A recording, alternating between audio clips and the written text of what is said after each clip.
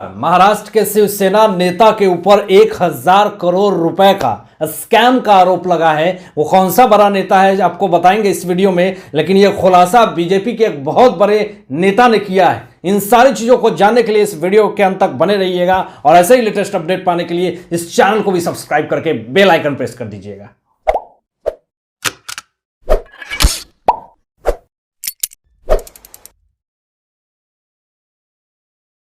शिवसेना नेता यशवंत यादव के ऊपर आयकर विभाग का छापा पड़ा है। आपको बता दें कि 4 दिन से आयकर विभाग ने यशवंत यादव के घर पे छापा मारी है और छापा मारने के बाद बहुत सारे ऐसे ऐसे दस्तावेज मिले हैं, बहुत सारे ऐसे ऐसे खुलासे हुए हैं जिसके पूरी तरीके से कागजात जो है वो हाथ में आ चुकी है। आपको बताएंगे कि आयकर विभाग ने क्या बड़ा खुलासा कर दिया है यशवंत यादव को लेकर के कि किस तरीके से करोड़ों रुपए का घपला इन्होंने किया है और किस तरीके से इन्होंने इतना इलीगल प्रॉपर्टी इकट्ठा करी है, ये आपको बताएंगे। लेकिन आपको बता दें कि ये करोड़ों रुपए का घपला किस तरीके से करते थे, ये आयकर विभाग ने खुलासा किया है। उन्होंने साफ तौर पे दोस्तों ये खुलासा किया है कि शिवसेना नेता यशवंत यादव जिस तरीके से सेल कंपनियां बनवा करके इन्होंने क्या किया कि उस कंपनी के थ्रू अपने परिवारों को पैसे लोन पे देते थे और कहीं ना कहीं गवर्नमेंट को ये दिखाते थे कि ये पूरा जो पैसा है वो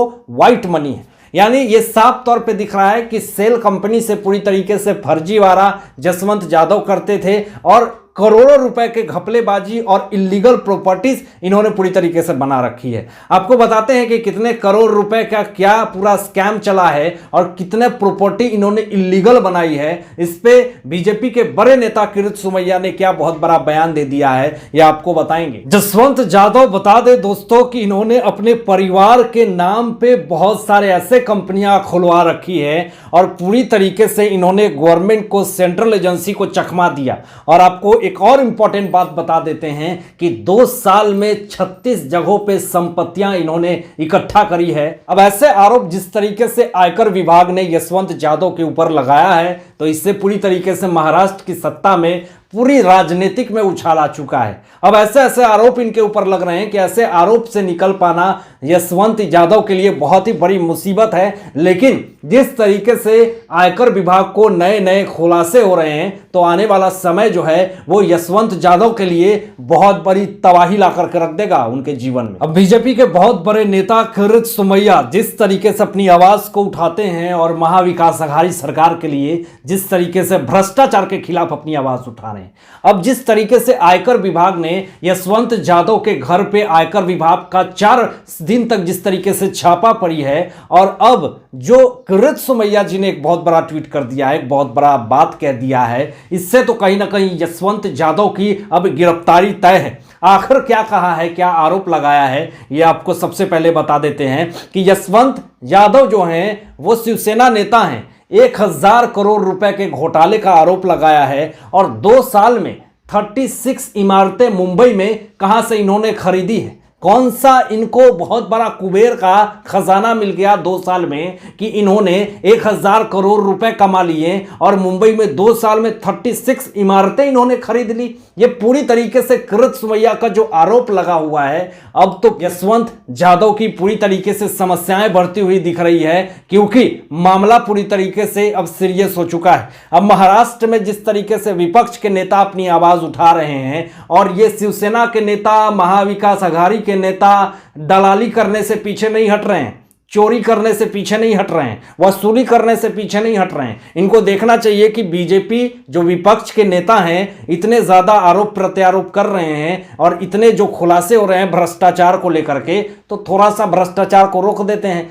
लेकिन इन लोगों ने इतना ज्यादा खा लिया है कि अब जो पैसे हैं वो पच नहीं रहा है। आपको बता दें दोस्तों यहाँ पे कि यशवंत यादव जो हैं वो पूरी तरीके से ब्लैक मनी को व्हाइट मनी करने का भी काम पूरी तरीके से करते थे। ये आरोप जो है वो किरीट सोमैया जी ने इनके ऊपर लगाया है। ये बहुत बड़े स्कैम कर रहे हैं और ये शेल कंपनी के द्वारा करोड़ों रुपए का घोटाला कर चुके हैं। ऐसे मास्टरमाइंड नेता को जल्द से जल्द जेल में भेजना चाहिए क्योंकि ये सारे लोग देश के लिए एक दीमक की तरह हैं जो पूरे देश को खोखला कर रहे हैं। उद्धव ठाकरे के पीए और शिवसेना सचिव मिलिंद नार्वेकर जिस तरीके से उनके अवैध बंगले को धराशायी कर दिया गया, तोड़ दिया गया, कोंकण किनारे के जो जिस तरीके से उन्होंने इलीगल बंगला बना रखे थे और उसको पूरी तरीके से धराशायी कर दी गई, तोड़ दी गई। और ये किसने आवाज उठाई थी आपको बता दें, आपके जानकारी के लिए, बीजेपी के बहुत बड़े नेता किरीट सोमैया जी ने ये आवाज उठाई थी। और इलीगल प्रॉपर्टी कोंकण के किनारे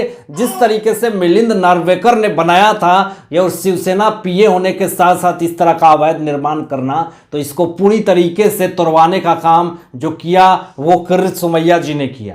और अभी फिर से वही पूरा कार्यक्रम चल रहा है। अभी किरीट सोमैया जी जिस तरीके से दापोली पे जिस तरीके से अवैध निर्माण, परिवहन मंत्री शिवसेना के अनिल परब ने जिस तरीके से अवैध निर्माण करके रखा हुआ है, तो उसको 26 मार्च को उसको तोड़ने की तैयारी चल रही है। यहां पे किरीट सोमैया जी ने साफ तौर पे ये कह दिया है कि इस भ्रष्टाचारी नेता को किसी तरीके से दापोली में जा करके उनके अवैध निर्माण रिजॉर्ट को तोड़ करके दिखाएंगे। चलो चलते हैं दापोली। ये ट्वीट जब से किया है तब से महाराष्ट्र की सत्ता में पूरी तरीके से भूचाल आ चुका है।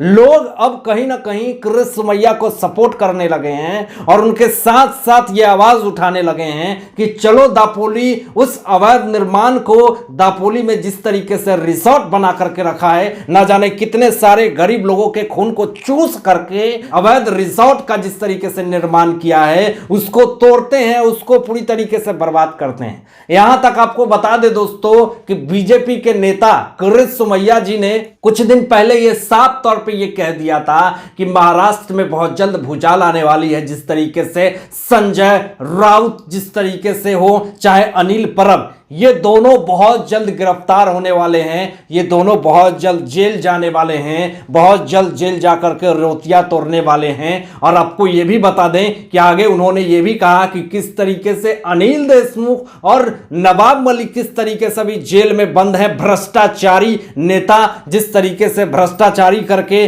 जिस तरीके से गैंगबाजी करके, जिस तरीके से पूरा स्कैम करके ये लोग जेल में बंद हैं, तो ऐसी ही स्थिति ये भ्रष्टाचार करके जो अनिल परब हैं, चाहे वो संजय राउत हैं, बीजेपी के जो विपक्ष के लोग हैं, वो कहीं ना कहीं इनके ऊपर पूरी तरीके से आवाज उठा रहे हैं। अब ऐसी स्थिति में साफ तौर पे ये दिख रहा है कि महाराष्ट्र की नेता को पूरी तरीके से अभी समस्याएं हो रही हैं। महाविकास आघाड़ी के सरकार पूरी तरीके से डरे हुए हैं कि कहीं केंद्रीय एजेंसियां हमारे ऊपर सिकंजा ना कस दे।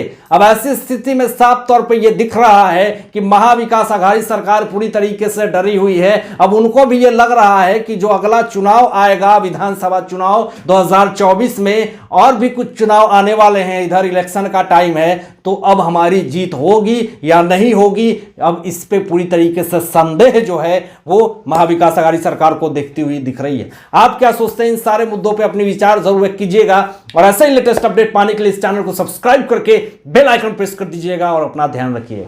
सत्यमेव जयते, जय हिंद।